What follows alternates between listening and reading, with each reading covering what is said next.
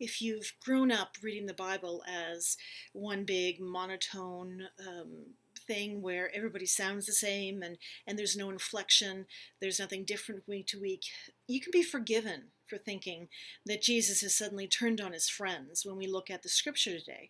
Whereas Jesus is not quite yelling, but very aggressively telling a group of people what they've got to do in order to be actual followers. The thing is, Jesus isn't talking to John or Mary or Peter or anybody who's been with him from the beginning. Jesus in this is talking to the followers.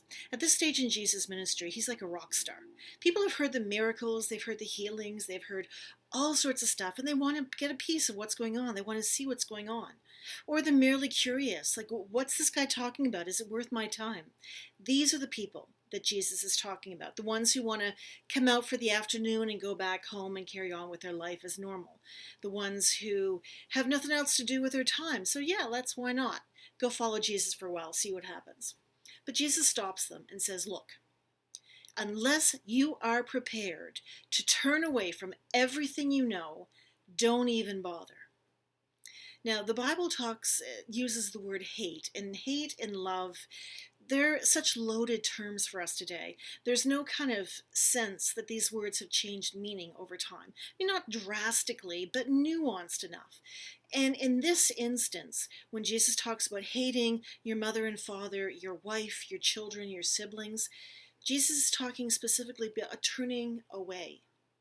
Not despising them, not dismissing them. You still love them, you still want to be part of them, but you're making the honest choice to turn your back from them, their need, their calls for you as you walk on. The most recent example I think we can give is in the Ukraine, where we watched fathers walk their wives and children and parents to the border of Poland or another country, left them there, and they turned away and went back. Yeah, it was the law. Zelensky has said that all fighting men were to be there, but these men could have left. There were ways, some did. It could have been done, but this is a conscious choice they made, that there was a greater good, there was a bigger something that they were going to be part of that could ultimately lead to their death. And they made that choice to say goodbye to the family that was in their heart and turn towards something that's bigger. That's what Jesus is asking the people to do. Jesus already knows. He's already talked to his closest friends about this. They know they're heading to Jerusalem.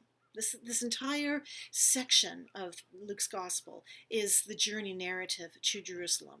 Jesus knows what's ahead, knows what's going to happen to his closest followers, because he is challenging the Roman government, who does not allow for this kind of thing. And Jesus uses the metaphor of taking up your cross. Now, oftentimes it's way too easy to read that back through resurrection, take up the cross that Jesus had, but that's not what they're going on about right now.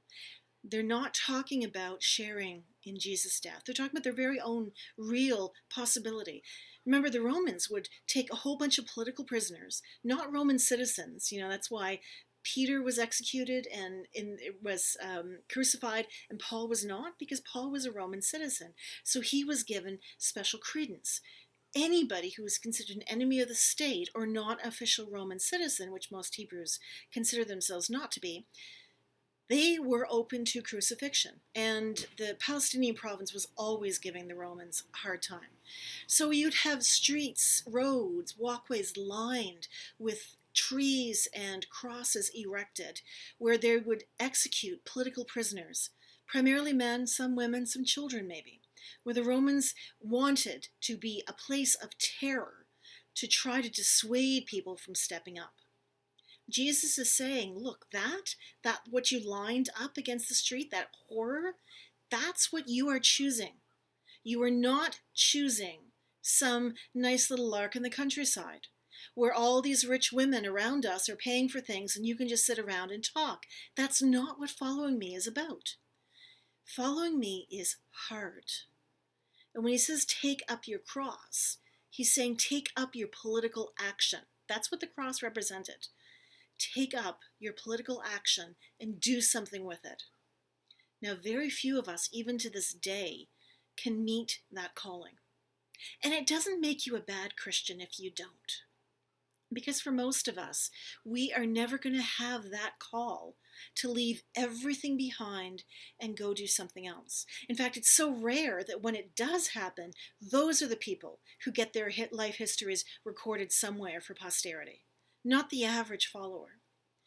And we know missionaries, doctors, teachers, ministers who have gone and have been killed for following Christ, for doing what they believe is the mission of God. Now, we can go into whole sorts of debates whether or not that was a good call on their part, but the thing is, they felt that that was the authentic way for them to follow Christ. That's what Jesus is talking about, that bone deep, that I have to do this, and I have to walk away from everything I have known in order to make this happen. Jesus was calling people and telling them, if you're not prepared to do that, then don't even bother. But he expanded on that again and said, look, you would not start building a building without doing all of the calculations, checking that you had all of the material, that you had done everything in your due diligence to make sure that building could be built properly and safely. It's like that with following Christ. You cannot just get up one morning and decide, yeah, this is something I'm going to do. Because that somewhere along the line, you're going to discover it's too hard and you want to go back. You haven't thought it out. You haven't looked at the full cost of what that would be. You haven't done your work, your homework, to know what is going to be required of you. And Jesus is making no bones about what could be required. It could be your death. Another example he uses in Scripture is fighting a war. Don't start something that you know you can't win. No logical, intelligent, smart general or leader is going to take an inferior force against a superior number without a plan. They might be the best of the best, but if there is no plan and they're just going to walk in there, they're not going to survive. So a smart leader will think of envoys and other things to try to find other ways to solve that problem.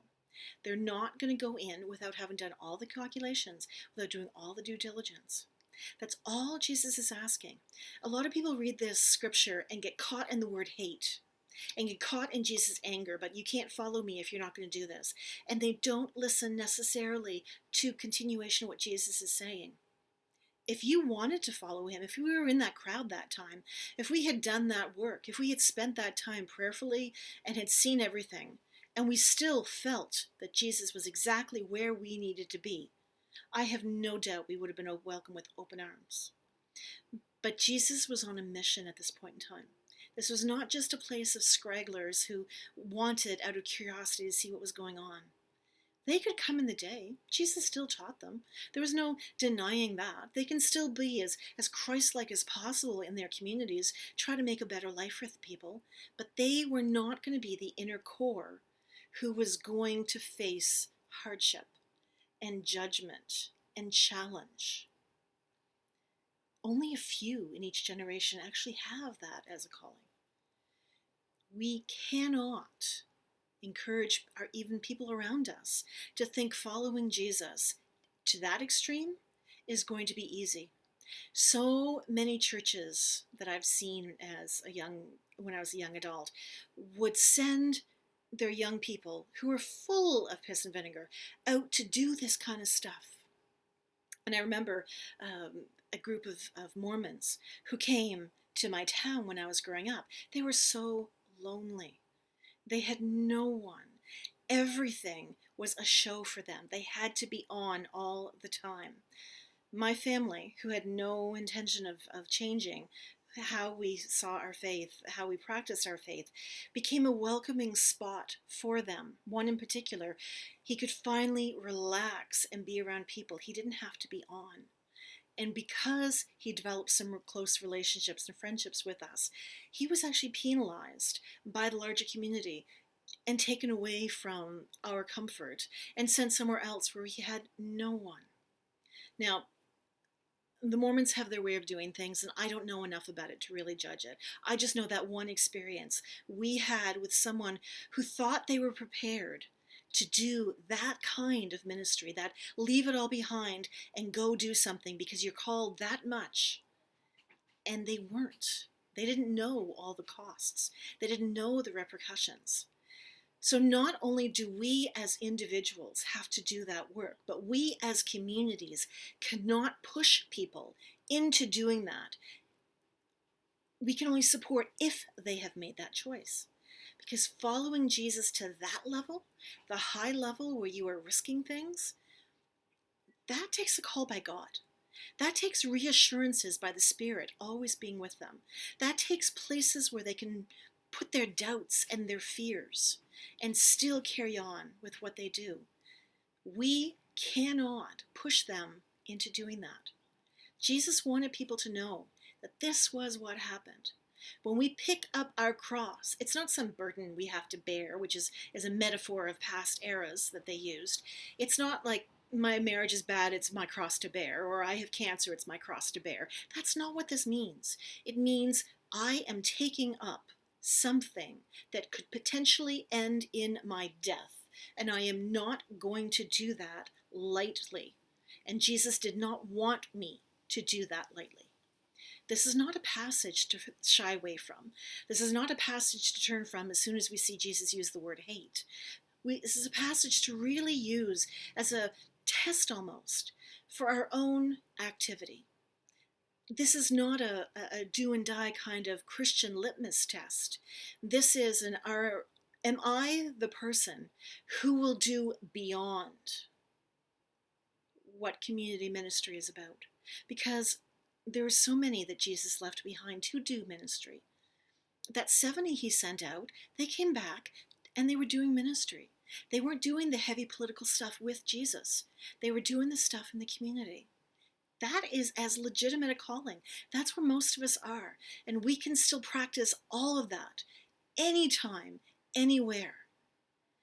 This passage is specifically to not treat following Jesus as if it's a lark and something that is going to be easy, especially not if your choice involves walking away from all your support and all your comfort. We can admire the people who have done that. We can feel bad for the families that have left that. But we have to do our own assessment. Could we be that person? No, that's okay. That's perfectly okay. You're not a bad person or a bad Christian for not wanting that level of commitment. We all have our role to play.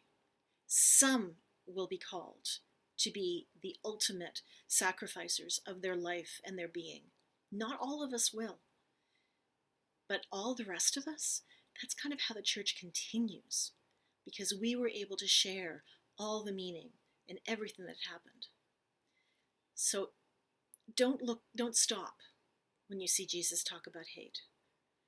Just look at that as, wow, Jesus understood what was happening, and he didn't want any of his closest followers to have any delusions of where they were headed in a very hostile world.